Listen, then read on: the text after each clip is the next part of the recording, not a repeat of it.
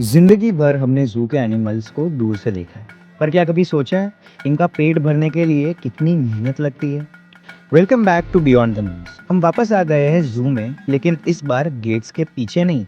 हम जा रहे हैं वहां जहां कोई विजिटर अलाउ नहीं होता, द जूज किचन में। पैरेट के फ्रूट से लेकर लायन के लिए 10 किलो मीट मील्स तक। आज हम देखने वाले हैं वो हंगर गेम जो हर सुबह यहाँ रिपीट होती है। सबसे बड़ा डिबेट, वाइल्ड वर्सेस कैप्टिविटी। क्या जंगल का शेर ज्यादा खाता है या यहाँ रहने वाला कीड़? Does an animal in a wild eat more for survival, or is the zoo diet the secret to their long life? आज हम देखेंगे birds, hippos, elephants and the final face off with the big cats. और हम मिलेंगे उन keeper से जिन्होंने अपनी पूरी जिंदगी इन्हें फीड करने में निकाल दी। So this is the series where we are watching how animals eat in the zoo. So चलिए शुरू करते हैं इस एक्सक्लूसिव जर्नी को। पहली बार जो है स्टेम्ड मीट प्राणियों को देना चालू किया कि वो पूरा नियर नेचुरल हो, जैसे वो जंगल में जो खाते हो उसके अनुरूप ही उसको खुराक मिले। प्राणी क्या खाते हैं, कैसे खाते हैं, क्या क्या उन्हें खिलाया जाता है, तो जैसे फैमिली खाना खाती है ऐसे खाते हैं। और ले के दौड़ लगाना, वो करना, आप देखिए कितना अच्छी तरह झूला झूल रहा है वो। तो सर, अगर हम बर्ड्स में स्पेसिफिक जाएं तो इनका फीडिंग पैटर्न क्या होता है और ये जनरली खाते भी क्या है? जो बर्ड्स हैं उसका body temperature 105 to 107 degree Fahrenheit, human being का 98.6 डिग्री फ़ारेनहाइट। अगर उसने, आप इमेजिन करो 20-30 किलो वाले ने 2-3 किलो फिश खा ली तो उसके बाद में उसका बॉडी का वेट बढ़ गया, तो बचने के लिए जरूरी है कि वजन हल्का हो। फिर आप अगर एलिफेंट में देखेंगे तो उसके नस्कर्स होते हैं, दांत बड़े बड़े। उसमें ईमू है, ऑस्ट्रिच है, रिया है, कसावरी है। और ये चारों के चारों की दौड़ने की स्पीड बहुत ज्यादा है। तो कई बार क्या है कि जैसे आप देखेंगे मैमल्स है, वो तो दूध पिला देता है अपने बच्चे को, तो पक्षी अपने बच्चे को कैसे खाना खिलाते हैं या कैसे उसका केयर करते हैं वो समझने जैसा है। तो यहाँ एक पिंजरे में ये है कि उनको प्रॉपर डाइट मिलने से उनका हेल्थ, फिगर, हर चीज़ मेंटेन रहती है। फ्री रेंजिंग वाले को इतनी वैरायटीज फूड की नहीं मिलती है। रिसस मंकी जो है वो हमारे क्लोज रिलेटिव कैसे हैं?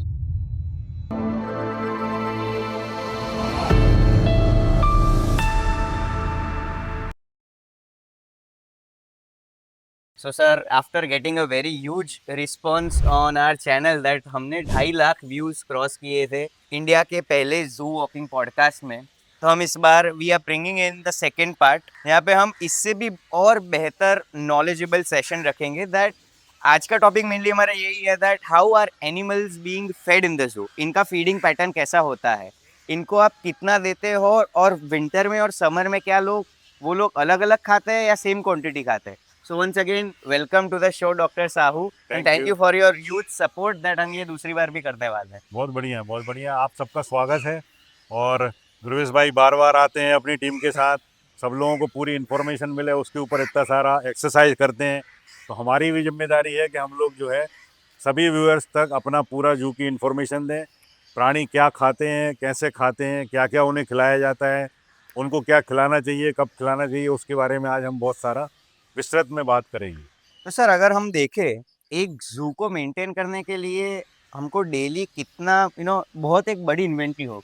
जैसे वाइल्ड कैट होती है तो वो लोग मीट खाते हैं, हर्बीवोरस एनिमल्स होते हैं तो वो लोग फ्रूट्स ले लो, ग्रेन्स ले लो, वो खाते हैं। तो एक प्रिपरेशन चालू कैसे होती है? एक्चुअली जो है पूरा जो जू है उसमें ट्रांसपेरेंसी रखना भी ज़रूरी है।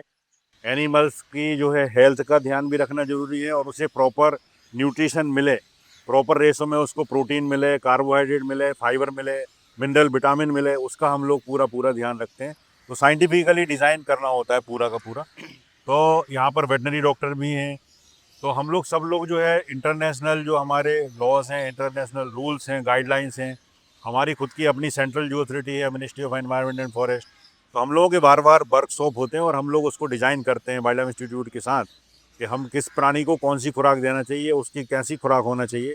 और हम लोग ये पूरा ध्यान रखते हैं कि वो पूरा नियर नेचुरल हो, जैसे वो जंगल में जो खाते हो उसके अनुरूप ही उसको खुराक मिले, जिससे उसका जो है बॉडी विगर, हेल्थ, रेजिस्टेंस सब कुछ मेंटेन रहे। तो अगर आप देखेंगे तो यहाँ पर एक पूरी सिस्टम बनाई गई है, क्योंकि ये गवर्नमेंट ऑर्गेनाइजेशन का जू है। इसके अंदर हम लोग जो है टेंडर प्रोसीजर करते हैं। तो अलग अलग प्रकार के टेंडर होते हैं। जैसे मीट है तो एक मीट का टेंडर होता है जिसमें बफेलो मीट है, गोट मीट है, चिकन है, ऐसे एग्स हैं, वो सबका पूरा एक टेंडर होता है। और वो एन प्रोक्योर जो वेबसाइट है उस पर होता है, पेपर में एडवर्टाइजमेंट आता है, कारपोरेशन की अपनी वेबसाइट है, उसके ऊपर होता है। तो जो पार्टी क्वालिफाइड है वो लोग टेंडर भरते हैं, उसमें कंपटीशन होता है। उसके बाद में जो L1 होता है उसको जो है कारपोरेशन में म्यूनिसिपल कमिश्नर सर के थ्रू स्टैंडिंग कमेटी की परमिशन के बाद उसको ऑर्डर दिया जाता है, और फिर वो जो भी खाद्य खुराकी जो आती है उसकी डेली जब रिसीव करते हैं तो स्टोर कीपर उसको रिसीव करता है और डॉक्टर चेक करते हैं, फिर वो एनिमल को दिया जाता है। अच्छा। तो इसमें बहुत इंटरेस्टिंग है। जैसे अगर आप देखेंगे तो जैसे अगर कार्निवोरस हैं जितने भी हमारे यहाँ लायन, टाइगर, लेपर्ड वगैरह जो लोग मीट खाते हैं, तो उसका मीट की क्वालिटी क्या होना चाहिए। हाँ। तो एक बहुत बड़ा जो है इंटरेस्टिंग पॉइंट है ये।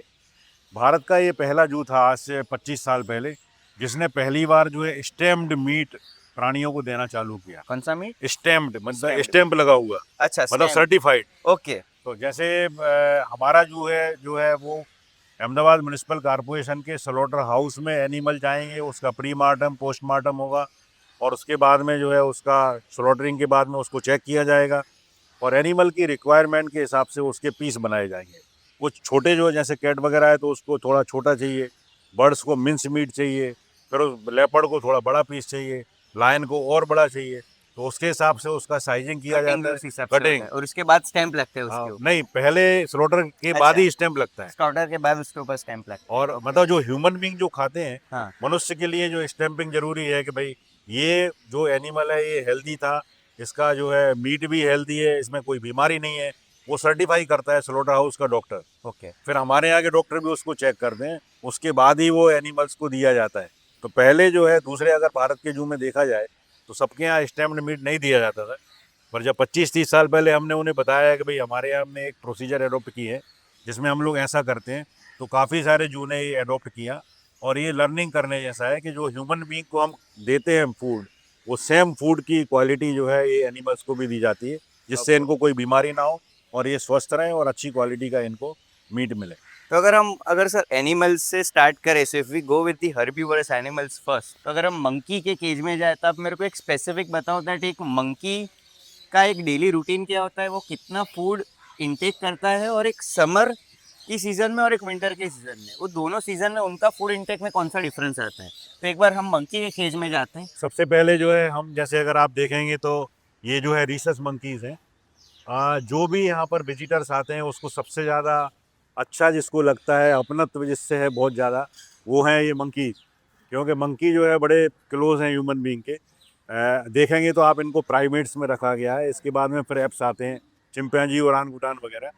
तो मंकीज़ जो है इनका जो ब्रेन है बहुत ज़्यादा डेवलप होता है, इसलिए इन्हें जब डील करते हैं तो बहुत ध्यान रखना होता है, क्योंकि ये लोग चाहें तो नट बोल्ट भी अपने हाथ से खोल देते हैं और बड़ा सिलेक्शन से जो है अपना खाना खाते हैं।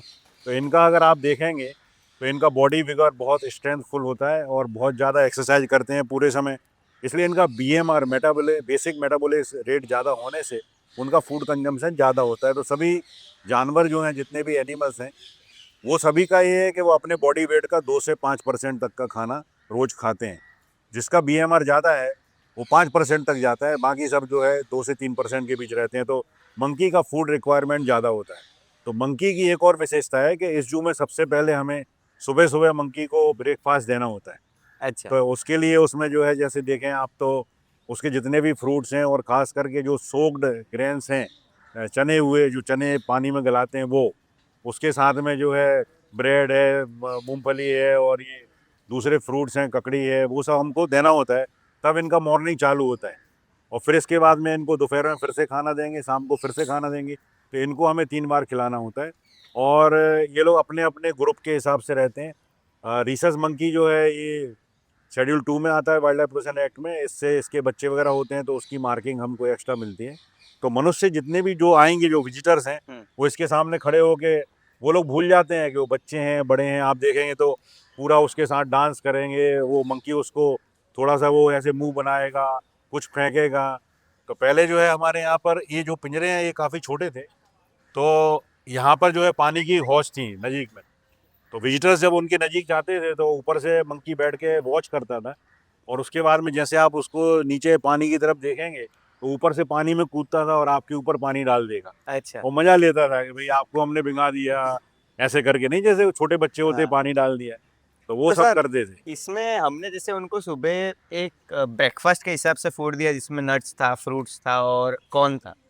तो हमने इनको तो यहाँ पे एज अ बुफे की तरह से सब कुछ दे दिया, तो इसमें एज अ कीपर या एज अ जू डायरेक्टर हमको वो आइडेंटिफाई करना पड़ता है दैट कौन कितना कंजम्पशन कर रहा है इसका, हाँ। बिकॉज कोई वीक होता है तो कोई नहीं खाता, और जो सबसे बड़ा डोमिनेंट मेल होता है तो वो सब कुछ खा लेता है, तो वो अ, कैसे हम आइडेंटिफाई वो करें? जैसे डोमिनेटिंग है तो उसकी भी अपनी कैपेसिटी है। हाँ। जो फूड रिक्वायरमेंट है, जैसे टोटल जो इसके अंदर मंकीज हैं उसकी गिनती के हिसाब से फूड दिया जाता है।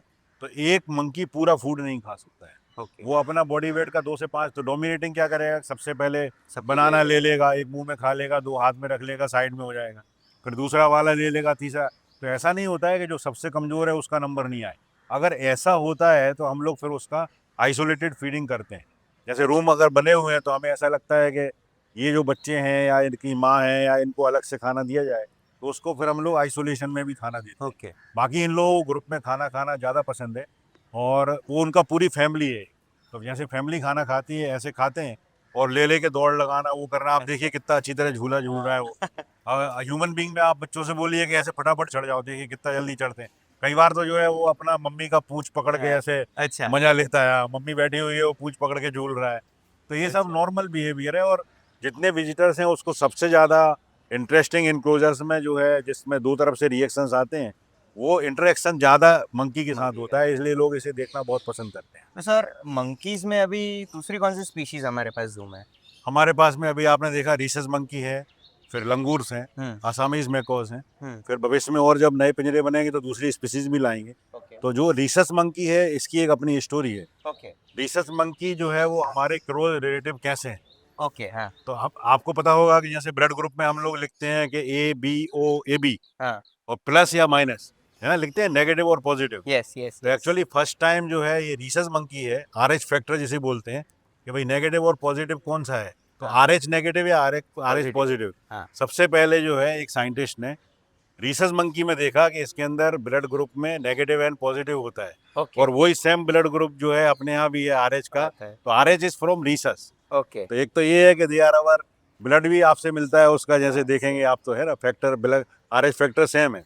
उसके बाद में अगर आप दूसरा देखेंगे तो यहाँ पर जैसे लंगूर्स हैं, तो कई बार फ्री रेंजिंग लंगूर्स यहाँ आते हैं। तो यहाँ पे जो हमारे यहाँ अंदर पिंजरे के अंदर लंगूर्स हैं, हाँ उसको तो बढ़िया खाना मिलता है। हाँ हाँ हाँ। अब वो जो बाहर वाले हैं उसको इतनी वैरायटी नहीं मिलेगी। यहाँ वो पे कहाँ लगेगा पे that यहाँ पे तो एकदम मस्त हाँ मेरा मस्त खाना मिल रहा बुफे चल है रहा ना, है। हाँ 10-15 प्रकार का। हाँ।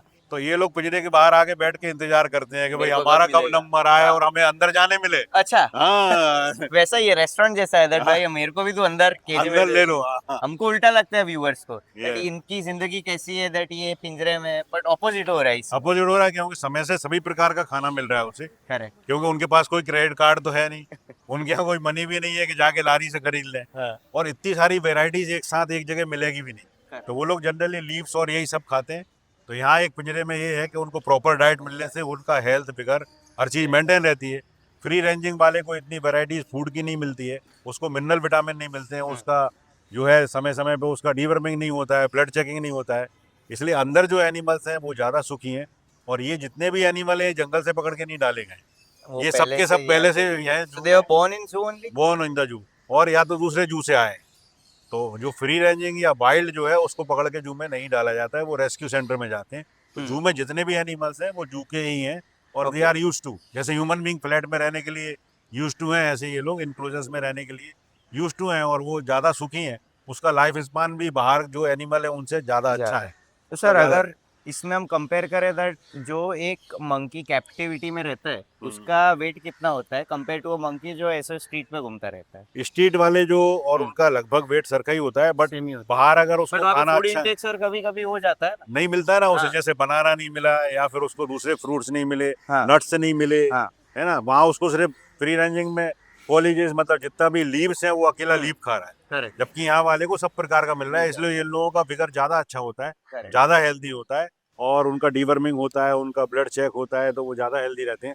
इसकी वजह से उसका लाइफ स्पान ज़्यादा होता है। ओके। तो जो बाहर फ्री रेंजिंग एनिमल्स हैं उसका लाइफ स्पान कम होता है, और जो कैप्टिविटी में है वो ज़्यादा समय तक जिंदा रहते हैं। जैसे अगर हमारे यहाँ आप देखेंगे तो लायन टाइगर जो है, जैसे फ्री रेंजिंग जितने भी हैं वाइल्ड में, तो वो 15 से 17 साल जिंदा रहते हैं। हमारे यहाँ 26 साल तक एक लाइनेस रही, अच्छा 26 ईयर्स। 26 ईयर्स। सर हमने जब शूट किया था ना लायनेस का, तो हाँ। वो लायनेस अभी नहीं है, तो उसकी एज कितनी थी? जब हमने इससे पहले शूट किया था हाँ, तब उसकी एज लग नहीं रही थी, तो भी उसकी एज बहुत थी। वो अभी भी है, अच्छा, वो जानकी अभी भी ओके, है। जानकी है। हाँ, जानकी ओके, है। तो क्या है, एक लायनेस को हाँ, एक्सपायर लाइन हो गई। नहीं अभी नहीं हुई। नहीं। तो वो जो है सभी जो है जितने हाँ। भी एनिमल्स हैं कैप्टिविटी में, हाँ। उसका वैक्सीनेशन भी होता है, इसलिए ओके। उसको वायरल डिसीजेज वगैरह भी नहीं होती। ओके। प्लस इनके जो इनक्लोजर्स हैं उसको एक ऐसे केमिकल से हम लोग जो है डिसइंफेक्टेंट से उसकी सफाई होती है, हाँ। जिसमें बैक्टीरिया वायरस फंगस सब खत्म हो जाए। ओके। तो पिंजरे के अंदर कोई भी प्रकार का इन्फेक्शन नहीं रहे, हाँ। प्रॉपर हाइजीन मेंटेन रहे और उसको कोई इन्फेक्शन ना हो। ना। और फिर 24 आवर्स डॉक्टर्स की अवेलेबिलिटी होती है, वो लोग चेक करते हैं, बीमार होने से उसको ट्रीटमेंट दिया जाता है। बट जू में जनरली एनिमल ज़्यादा बीमार नहीं होते क्योंकि आइसोलेटेड होते हैं, समय से खाना मिलता है, समय से उसका वैक्सीनेशन और सब कुछ होता है, इसलिए वो हेल्दी ज़्यादा होते तो सर अगर हम बर्ड्स में स्पेसिफिक जाएं तो इनका फीडिंग पैटर्न क्या होता है और ये जनरली खाते भी क्या है? हैं। अगर क्लासिफिकेशन वाइज आप देखेंगे तो मैमल्स हैं, हाँ। फिर उसके बाद में बर्ड्स हैं, फिर रेप्टाइल हैं। तो अगर आपने कभी किसी बर्ड को हाथ लगा के देखा है, कबूतर को पकड़ा है या कभी कछुआ को हाथ लगाया या सांप को हाथ लगाया, तो आपको एक बहुत बड़ा वास्ट डिफरेंस मिलेगा टेम्परेचर। ओके। तो आप जब जैसे कभी कछुआ है या फिर सांप है उसको हाथ लगाएंगे तो वो ठंडा लगेगा। हाँ। अगर किसी भी बर्ड को, कबूतर या कोई बर्ड को आप हाथ लगाएंगे तो वो आपको गर्म लगेगा। हाँ। इसका मतलब ये हुआ कि जो हमारी बॉडी टेम्परेचर से ज़्यादा टेम्परेचर है तो वो गर्म लगता है, हमारी बॉडी टेम्परेचर से अगर कम है तो वो ठंडा लगता है। तो रेप्टाइल कोल्ड ब्लडेड है, उसका अपना टेम्परेचर है नहीं, इसलिए वो हर समय ठंडा ही लगेगा। हाँ। जबकि जो बर्ड्स हैं उसका body temperature 105 to 107 degree Fahrenheit, human being का 98.6 डिग्री फ़ारेनहाइट। तो आपसे करीब 5 डिग्री या 60 डिग्री उसका फ़ारेनहाइट में ज़्यादा है, करेक्ट। इसलिए हाथ लगाते ही वो गर्म लगता है। हाँ। तो जब अगर गर्म है इसका मतलब बॉडी में उसको एनर्जी मेंटेन करने के लिए कुछ फूड ज़्यादा चाहिए। तो जो मैमल्स खाना खाते हैं उससे ज़्यादा बर्ड्स खाते हैं, ओके। इसलिए वो फ्लाई भी करता है, उसमें भी उसको एनर्जी चाहिए। उससे ज्यादा खाते हैं? हाँ, mammals in terms of body weight, elephant जैसे अगर जो खाना खाता है कि 150 किलो अगर खाना खाए, पर वो 4000 किलो का है, 5000 किलो का है, तो अगर वो 150 से 200 किलो खाना खाए और एक जो है 40-50 ग्राम की बर्ड है, in terms of body weight में वो एलिफेंट से ज़्यादा खाना खाए। क्या बात कर रहे इमेजिन हो? करो कि हाँ। एक बर्ड एलिफेंट बराबर होती तो वो एलिफेंट से ज़्यादा खाना खाती, क्योंकि उसका बीएमआर ज़्यादा है, Correct. क्योंकि उसको अपना टेम्परेचर मेंटेन रखना है। क्यों ज़्यादा फूड इसलिए चाहिए क्योंकि वो फ्लाई करती है। आप इमेजिन करो कि कोई चीज़ हवा में फ्लाई कर रही तो उसका बॉडी टेम्परेचर लॉस कितना होगा, क्योंकि ऊपर तो हवा है। तो टेम्परेचर मेंटेन करने के लिए खाना उसको ज़्यादा चाहिए, एक्टिविटी ज़्यादा करने के लिए उसको खाना ज़्यादा चाहिए। तो सभी जैसे आप बर्ड्स यहाँ पर देख रहे हैं, बड़ा ब्यूटीफुल बर्ड्स हैं, 3-4 प्रकार की लव बर्ड हैं, बजरीगर्स हैं, जावा स्पैरो है, मुनिया है, वो सबकी सब बर्ड्स जो है यहाँ पे अहमदाबाद जू मतलब बर्ड्स के लिए जाना जाता है। अहमदाबाद जू सबसे ज़्यादा बर्ड्स ब्रीड करता है, दूसरे जू से ज़्यादा यहाँ अच्छा है। जैसे निकोबार कबूतर आप देखेंगे तो पूरे भारत में निकोबार कबूतर सिर्फ अहमदाबाद जू के अंदर ही ब्रीड करता है। अच्छा, और ये पूरे सब मोस्टली बर्ड्स भी यहाँ पे ही ब्रीड होते हैं ना? यहीं पे कोई breed- बाहर से नहीं लाते हैं? नहीं, यहीं पे सब उसके बच्चे होते हैं। पर वो बहुत इंपॉर्टेंट साइंस है, एक तो आपको फूड प्रॉपर देना होगा, मिनरल विटामिन प्रॉपर देना होगा, और बर्ड की जो है जो ब्रीडिंग जो है ना उसके लिए ज़रूरी है कि आप male female sex ratio proper रखें। उसके अलावा उसको नेस्टिंग मटेरियल दें, नेस्टिंग प्लेस दें। तो कुछ बर्ड्स है वो ग्राउंड ब्रीडर है, वो ज़मीन पे अपना नेस्ट बनाते हैं। कुछ लोग जो है ज़मीन से 3-4 फीट 5 फीट ऊपर बनाते हैं, कुछ 15-20 फीट ऊपर बनाते हैं। तो अलग अलग बर्ड्स का requirement, nesting material and nesting area अलग अलग।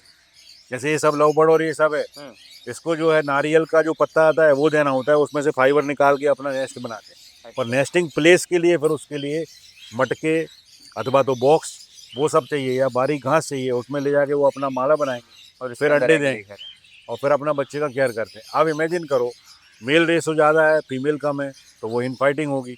और अपोजिट है, अगर फीमेल बहुत ज़्यादा है, मेल कम है, तो इनके अंदर भी जेलस कैरेक्टर है। अच्छा। एक बार हमने यहाँ ऐसा ऑब्जर्व किया कि एक पिंजरे के अंदर बर्ड जो है अपने अंडे देती है, हाँ। और उसके बाद थोड़े दिन बाद अंडे नीचे गिरे हुए मिलते हैं। तो मतलब हमारे कोई लात अंडे मार किसी देता ने फेंक दी। है। अच्छा। तो कीपर ने आके बताया कि सर वो अंडे देती तो है पर वो बाहर फेंक देती है। तो फिर हमने उसे बताया कि वो नहीं फेंकती, एक्चुअली दूसरी फीमेल जेलस की वजह से फेंक देती है कि इसके बच्चे ना हो। तो इतना माइन्यूट ऑब्जर्वेशन माइन्यूट ऑब्जर्वेशन रखना पड़ता है। तो फीमेल का रेशो आप कम कर दीजिए, नहीं तो वो आपस में Jealous. प्रॉब्लम होगी, जेलस होगी और फिर वो दूसरे को ब्रीड नहीं करना पड़ेगा। तो जो ह्यूमन बीइंग में जेलसी वो बर्ड्स में भी सेम ही है सेम सेम सेम जेलस अच्छा। कैरेक्टर तो हर जगह जीन्स लगा ही हुआ है। इनका फीडिंग क्या होता है और हम क्या देते क्या इनको?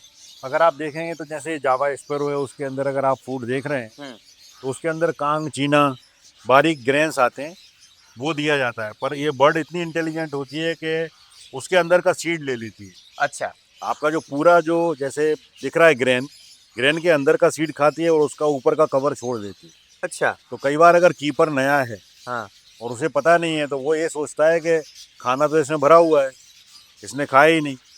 तो फिर वो बर्ड को पता लगा खाना नहीं मिल रहा है क्योंकि उसके कवर पूरे भरे हुए हैं। तो कई बार जो पब्लिक अपने घर पे कोई अगर बजरीकर या लव बर्ड रखती है तो उसकी कंप्लेंट यही आती कि सर मेरे यहाँ बर्ड्स में हमने जो दाना डाला है वो उतना ही का उतना रखा है। तो हम लोग उसे बोलते हैं कि आप वो थाली उठाओ और उस पर फूंक मारो, सब उड़ तो जाएगा। उसका पूरा जो है कवर उड़ जाएगा, अंदर का सीड उसने खा लिया। तो इतने इंटेलिजेंट होते हैं। इतने इंटेलिजेंट होते हैं, अपने काम की चीज़ खा लेते हैं। दूसरा अगर आप देखेंगे तो जैसे कुछ बर्ड्स को सॉफ्ट फ्रूट पसंद है। अच्छा। जैसे अगर आप कोयल है, मैना है, ये सबको जो है पका हुआ पपैया पसंद है। पर अगर वही आप जब पैरेट में जाएंगे तो उसको हार्ड फ्रूट चाहिए क्योंकि उसकी बीक बहुत मजबूत है। तो उसको जो है सबका सब हार्ड फ्रूट चाहिए, उसको सॉफ्ट फ्रूट नहीं चाहिए। तो उसमें जैसे ककड़ी है तो हम लोग ऐसी ककड़ी पसंद करते हैं जिसके अंदर बीज ज़्यादा बड़े ना हो। ओके। है ना, ऐसा ऐसा पसंद करते हैं जिसके अंदर बीज नहीं है ज़्यादा। हाँ।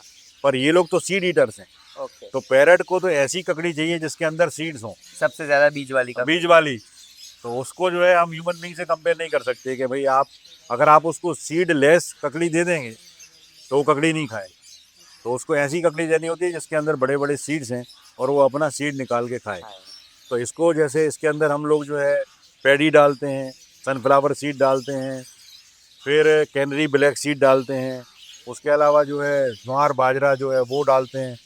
और पैरेट में अगर आप देखेंगे तो बहुत सारे प्रकार के फ्रूट्स का एक मिक्सचर बनाते हैं, जैसे शुगर कैन है, फिर जैसे मेज़ है, मकई है, ककड़ी है, वो सब पूरा काट के, गाजर है, वो सीजनल के हिसाब से डाला जाता है। और अगर आप देखेंगे तो जैसे सीजन में एक वेरिएशंस आता है मंकीज़ में। मंकीज़ को जैसे गर्मी ज़्यादा पड़ती है तो उसको गर्मी लगती है, तो उसको वाटरी फ्रूट चाहिए। तो उसको जैसे वाटरमेलन है, मस्क मेलोन है, पाइनएप्पल। उसको वो ज़्यादा देते हैं हम, अच्छा। और उसको वो ज़्यादा पसंद आता है। अरे जिसमें वाटर का इंटेक ज्यादा हो जूसी फ्रूट्स में हाँ। और वाटर का परसेंटेज ज्यादा हो तो उससे वो लोग अपने आप को उसको hydrated डिहाइड्रेशन रखते हैं। नहीं होगा, हाइड्रेट करके वो लोग रखते हैं और Correct. उसको वो ज़्यादा अच्छा लगता है। करेक्ट। तो उसकी संख्या हम बढ़ा देते हैं। गर्मी पड़ने से मैमल्स का फूड कंजम्पशन थोड़ा कम हो जाता है और रेप्टाइल का बढ़ जाता है। बढ़ जाता है। रेप्टाइल का विंटर में फूड कंजम्पशन बहुत कम होता है या नहीं के बराबर होता है। तो आज तो मेनली ऑडियंस भी एक्साइटेड होगी दैट बर्ड्स की बात कर दी, मंकी की बात कर दी, अब शेर कहाँ है? शेर को आप क्या खिलाते हैं? तो उसके लिए आपको भी वेट करना पड़ेगा, शेर इतनी जल्दी नहीं आएगा। बट एक बेसिक नॉलेज आपको मिलना चाहिए। शेर तो सबको पसंद है ही, बट ये सब चीज़ें भी बहुत इंपॉर्टेंट बहुत है इम्पोर्टेंट। दैट अगर बर्ड की नॉलेज जितनी इंपॉर्टेंट है उतनी ही शेर की नॉलेज है। सो आई फील वो एक इक्वालिटी सब में होनी चाहिए that every animal should have a equal importance in the जू। Yes, Right. वो देखेंगे आप तो फिर लोगों को, एक लोगों की साइकोलॉजी है। हाँ। एक बड़ा ग्रुप है, 60 to 70% को जो है ऐसा लगता है कि हमें लायन टाइगर देखना है, बस वही। एलिफेंट हिप्पोपोटेमस देखना है। बहुत मतलब जैसे 40% लोगों को जो है बर्ड्स का क्रेज है। तो अहमदाबाद जू तो पक्षियों के लिए जाना जाता है, यहाँ बहुत सारे प्रकार की बर्ड्स हैं और उसके सबके बच्चे भी होते हैं। तो आप देखेंगे जैसे पेलिकन में, नहीं वो तो मेरे को सर मेनली देखना ही है दैट पेलिकन में क्या है, क्योंकि पेलिकन की आपकी स्टोरी बहुत ही यूनिक है। हाँ, yes. दैट उसका फीडिंग पैटर्न भी अलग है और वहाँ का जो हम एक देखे दैट ब्रीडिंग प्रोसेस है वो तो बहुत ही यूनिक है। अहमदाबाद जू जो है 25 साल से पेलिकन, रोजी हाँ। पेलिकन को ब्रीड कर रहा है। और बड़ा इंटरेस्टिंग होता है कि मदर फादर जो है वो वाइट पिंकिश हैं और बच्चा एकदम ब्लैक आ रहा है। हाँ। फिर वो बड़ा होता है, फिर वो भी वाइट हो जाता है। तो कई बार लोग आके पूछते हैं कि ये हाँ। काले रंग का कोई दूसरी स्पीसीज है, बाद में पता लगता है नहीं नहीं ये इसका बच्चा है। बट धीरे धीरे वो कलर फिर ग्रो होके वो बड़ा फिर चेंज हो जाता है। एक और इंटरेस्टिंग चीज है जो आप देखेंगे कि बर्ड्स में अगर आप देखेंगे जैसे जापानीज फेजेंट है हाँ। मेल, हाँ। और ये इस तरफ इसका जो है वो फीमेल है। हाँ। तो male they are always beautiful. Okay. जितने प्रकार के जो पक्षी हैं तो आप उसमें देखेंगे जैसे पीकॉक है, पीकॉक में मेल जो है पूरा डांस करता है, फेदर्स होते हैं। हाँ। ऐसे फेजेंट में आप देखेंगे तो ये जापानीज फेजेंट इतना सुंदर हाँ। है, मेल है। अच्छा उधर ये में मेल आप है। देखेंगे तो वहाँ पे गोल्डन Female है। फेजेंट जितने भी हैं वो हाँ। सब मेल सुंदर है, हाँ। Female normal. ओके तो एक ये पक्षियों के अंदर एक विशेषता है कि male they are beautiful to attract the female. अगर आप जैसे उसमें लायन में देखेंगे तो उसका मैन होता है, हाँ फिर आप अगर एलिफेंट में देखेंगे तो उसके ईयर टस्कर्स होते हाँ हैं, दांत बड़े बड़े। हाँ तो ये एक जो है नेचर ने एक ऐसी चीज बनाई जिसके अंदर मेल जो है पूरे ज्यादा के पूरे ज्यादा सुंदर हैं, सुंदर होता ज्यादा विग्रस हैं, और जिसमें वो फीमेल को अट्रैक्ट कर है। रियल लाइफ में भी वैसा होता है सर? सकते। मेल ही अंडे होते हैं या फिर ह्यूमन बीइंग में थोड़ा अलग होता अलग है। होता है? पिछले वाल एपिसोड में बताया था कि भाई ईमू का जो अंडा है फीमेल हैंड ग्रेनेड जैसा आधा किलो का हरे रंग का अंडा हाँ, होता है। और सब डर भी गए थे डर उससे। भी गए थे। तो ये वही ईमू है जो हमारे यहाँ काफी संख्या में है, उसके बच्चे भी यहाँ होते हैं। और इंटरेस्टिंग चीज भी आपसे बताई थी कि फीमेल अंडा देता है और और मेल मेल उसको इंक्यूबेट करता है, करेक्ट और फिर मेल ही बच्चों का ध्यान रखता है। तो बड़ा अच्छा कंसेप्ट है। जो मातृत्व का जीन है वो फादर में है, वो अपना ध्यान रखता है, फीमेल तो एग दे के फ्री। तो ये ईमू है जो है, अगर आप देख सकते हैं तो इसकी इतनी बड़ी साइज होती है। तो 4 प्रकार की बर्ड ऐसी है जो फ्लाइटलेस है। उसमें ईमू है, ऑस्ट्रिच है, रिया है एंड कसावरी है। और ये चारों के चारों की दौड़ने की स्पीड बहुत ज़्यादा है। तो रनिंग बर्ड्स है, बहुत तेज पावरफुल दौड़ती है और पावरफुल किक लगाती है। तो प्रोटेक्शन मेथड उसकी जो है, कैसे अपने आप को बचाएं, हाँ उसके लिए उसका जो पैर अगर आप देखेंगे तो वो पावरफुल किक मारती है। करेक्ट। अगर ह्यूमन बीइंग को लगे तो उसको हाथ पैर में तो फ्रैक्चर हो जाए। एक बार सर आपके कीपर का भी एक्सपीरियंस हमारे हुआ था ना? हमारा एक बिल्कुल शुरू में जैसे करीब 20-25 साल पहले एक कीपर आया था, और उस समय जो है उसका मैटिंग सीजन या जो भी ईमू का रहा हो, और वो कीपर गया और वो कुछ काम कर रहा था, उसने आके उसको पैर मार दिया। तो उसका एक हाथ में बहुत तेज इंजरी हुई और थोड़ा जबड़े में। तो इतना पावरफुल एक किक मारता है, इसलिए बहुत केयरफुली रहना होता है।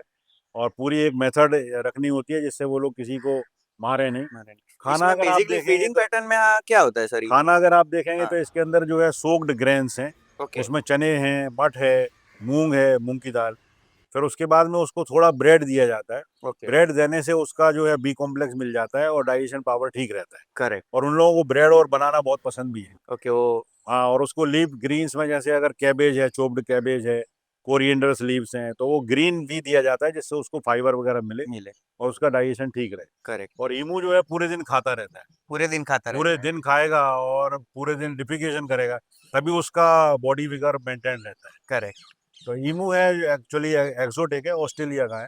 ओके और एक अट्रैक्शन है विजिटर्स के लिए, इसलिए जू में रखा जाता है। पर इसकी बहुत ज़्यादा कंजर्वेशन वैल्यू नहीं है, नहीं क्योंकि वाइल्ड लाइफ प्रोटेक्शन एक्ट में वो नहीं है। नहीं विदेश का पक्षी है, ओके। पर सुंदर है, लोगों को अच्छा लगता है। बट सर इसमें अगर हम देखें तो मीटिंग पीरियड कौन सा होता है और वो साथ में पैर में ही रहते हैं या वो क्या होता है पूरा? वो आप भी मेरे उसमें हमें ध्यान रखना होता है कि कौन सा पेयर सेट हो रहा है। हाँ कई बार क्या होता है कि कभी कुछ पेयर सेट नहीं होते तो आपस में लड़ते हैं और वो एक दूसरे को किकिंग कर देते हैं, तो उसको इंजरी हो जाती है, क्योंकि उसके जो नेल्स हैं वो काफ़ी शार्प होते हैं। शार्प होता तो है कई बार कट भी लग जाते हैं। तो वो हमें ध्यान रखना होता है कि male female ratio proper set रहे, और उसके हिसाब से जो है वो फाइट नहीं करें और अपना एग लेइंग वगैरह करें। करेक्ट तो उसका ब्रीडिंग सीजन जो है जनरली सभी बर्ड्स में और एनिमल्स में फेवरेबल सीजन होता है, अक्टूबर टू दिसंबर। और उस समय वो लोगों का एग लेइंग और सब होता है। और करेक्ट जू में ऐसा नहीं है। जू में कई बार उल्टा भी होता है, साल भर में 2 बार भी वो ब्रीड करता है। ओके तो कभी वो अप्रैल मई में भी अंडे दे देते हैं और उसके बच्चे होते हैं। हो जाता है तो साल भर में कई बार हमारे यहाँ 2 बार इसका रिकॉर्डेड है। और पेलिकन का भी साल में 2 बार रिकॉर्डेड है। जनरली तो वाइल्ड में एक ही बार होता है उसके यहाँ, पर बट हमारे यहाँ कैप्टिविटी में वो लोग 2 बार कैप्टिविटी में भी उसको करते हैं। फेवरेबल कंडीशंस जब मिलती है तो वो अपना breed जो है करते हैं। ब्रीडिंग करते हैं और बच्चों को रेयरिंग करते हैं। करेक्ट करेक्ट करेक्ट सर मैं बहुत एक्साइटेड था बर्ड्स में पेलिकन्स के लिए स्पेसिफिकली बिकॉज आपने इसमें जो ब्रीडिंग प्रोग्राम आपका बोला था सर इसमें से एक भी पेलिकन बाहर का है ही नहीं, सब यहाँ पे ही बॉर्न हुए हैं और Yes. उसकी कलर पैटर्न भी बहुत अलग अलग होती है। तो सर आप इसमें भी अलग मेरे को नॉलेज दो। ये रोजी पेलिकन है। इसका आप देखेंगे तो थोड़ा सा पिंक कलर एंड वाइट।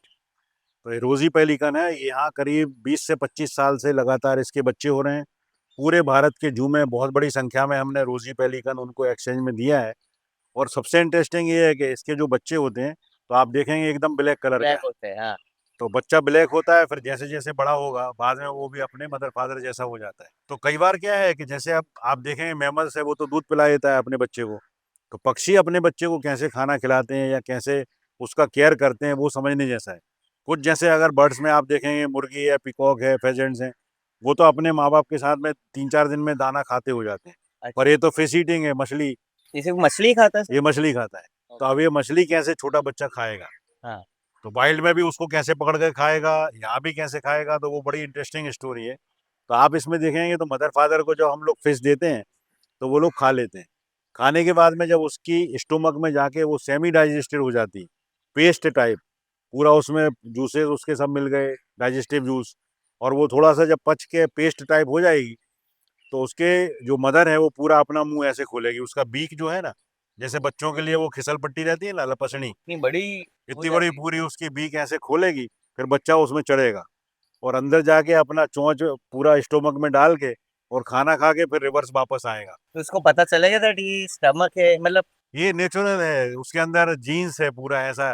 कुदरत ने ऐसी व्यवस्था की है कि ना उसको उड़ना कैसे है वो नहीं सिखाना पड़ता, सिग्नल्स कैसे देना है, इसका एटीसी टावर तो है नहीं कि भाई यहाँ से नल सरोवर जाना है, नल सरोवर से कहीं और जाना है तो उसको वो बताएगा इतने बजे फ्लाइट है, ऐसा ऐसा कुछ भी नहीं है। सब उसके अंदर नेचुरल है। तो इसके अंदर भी ऐसा नेचुरल है कि जैसे बच्चा बड़ा होगा और जब उसको खाने की जरूरत पड़ेगी तो उसकी माँ जो है अपना मुंह खोलेगी, बच्चा ऐसे ऊपर जाएगा और मुंह के अंदर अपनी चोंच डाल के स्टोमक में से अपना खाना खा के और फिर वापस। तो कई बार विजिटर्स आके ऐसा बोलते हैं कि पेलिकन का बच्चा मुंह में से हो रहा है, आपको ऐसा फील होएगा ना हाँ, रिवर्स बच्चा निकल रहा है। हाँ, तो तो ऐसा नहीं पूरे है, अंदर ही वो चला जाता है, मतलब अंदर उसके बीच मतलब में। बीक के बीच में बैठ के जो है अपनी बीक को अंदर डाल के खाता है, तो मुंह उसका खुला रहता है और उसमें से जाके वो बैठ के खाता है। तो बड़ा इंटरेस्टिंग है, इसका फीडिंग पूरा पैटर्न देखने जैसा होता है। और पेलिकन फिश ईटिंग है, इसको मछली दी जाती है और वो लोग मछली खाते हैं, पसंद करते हैं, और उसी के हिसाब से उसका ग्रोथ आता है। तो इसमें सर स्पेसिफिकली कौन सी मछली ये लोग खाते हैं? इन लोगों के लिए जैसे अगर आप देखेंगे तो एकदम फ्रेश फूड, अगर आप जैसे रोहू कटला ये सब देंगे ना तो उसको नहीं पसंद आती। तो जैसे जो पानी की मछली खास करके अगर सी शोर की है तो वो उसको ज़्यादा पसंद है, क्योंकि उसके अंदर मिनरल विटामिन भी होते हैं। तो वही प्रकार की मछली खाता है। और उसकी जो है बॉडी वेट के हिसाब से 3 से 4%, अगर ये किसी का 20-25 किलो वजन है, 30 किलो वजन है, तो उसका 4 से 5% जो है अपना खाना खाएगा और उसी के हिसाब से वो डाइजेस्ट कर सकता है। और एक और फैक्टर है, अगर कोई भी बर्ड, अगर जैसे जो फिश ईटिंग है या जैसे आप वल्चर्स देखेंगे या काइट्स हैं, तो वो अगर जो खाना खाता है और अगर उसको आप स्ट्रेस देते हैं, उसके पिंजरे में अचानक चले जाओ अच्छा, और उसको जैसे डर लगेगा, तो सबसे पहले है कि वो अपना खाया हुआ वॉमिट कर देता है। अच्छा। ऐसा सांप भी है, सांप अगर खाना खाएगा और अगर उसको स्ट्रेस हुआ, किसी ने पकड़ लिया कुछ, वो भी वॉमिट कर देता है। वॉमिट इसलिए करता है जिसमें उसका बॉडी का वजन कम हो जाए, तो ज़्यादा एक्टिवली वो भाग सके, अच्छा, इसी जल्दी उड़ वजह से सके। करता है। अगर उसने, आप इमेजिन करो 20-30 किलो वाले ने 2-3 किलो फिश खा ली, तो उसके बाद में उसका बॉडी का वेट बढ़ गया, तो बचने के लिए जरूरी है कि वजन हल्का हो, इसलिए वो वॉमिट कर देता है। तो एक नेचर ने एक ऐसी पैटर्न सेट की है कि अपने आप को कैसे बचाएं, उसके लिए वो लोग सब व्यवस्थाएं करते हैं। तो सर वाइल्ड में ये लोग इतने ही बड़े होते हैं? वाइल्ड में इतने ही बड़े होते हैं। यहाँ की जो ग्रोथ साइज है और वहाँ की ग्रोथ साइज है एक जैसी है, और उसकी जो है फ्लाइंग कैपेसिटी वगैरह है वो भी वही है। अभी हम लोग जैसे अगर आप देख रहे हैं तो इसके जो इंक्लोजर्स हैं उसकी साइज छोटी है, तब भी वो लोग उसमें उड़ते हैं, पानी में तैरते हैं, अपने जो है फेदर्स को जो है वो ऑयलिंग करते हैं। आप देखें पानी में जाएगा, उसके फेदर्स के ऊपर पानी नहीं चिपकता है, ओके, क्योंकि वो लोग ऑयलिंग करते हैं उसकी बॉडी के ऊपर, एक एक फेदर पे ओके। ऑयल लगाते हैं जिसमें वो वाटर ऑयल प्रूफ कहाँ बॉडी से है। करते हैं वो? उसका मीक, यहाँ पे एक ग्लैंड होती है उसमें से वो निकलता ऑयल है, सीक्रेट होता है। वो ऑयल सीक्रेट होता है, उसको लगाते हैं। ये जो है इस पूरी जो प्रोसीजर है वो वहाँ भी ऐसा होता है, यहाँ भी ऐसा होता है, वाइल्ड में भी।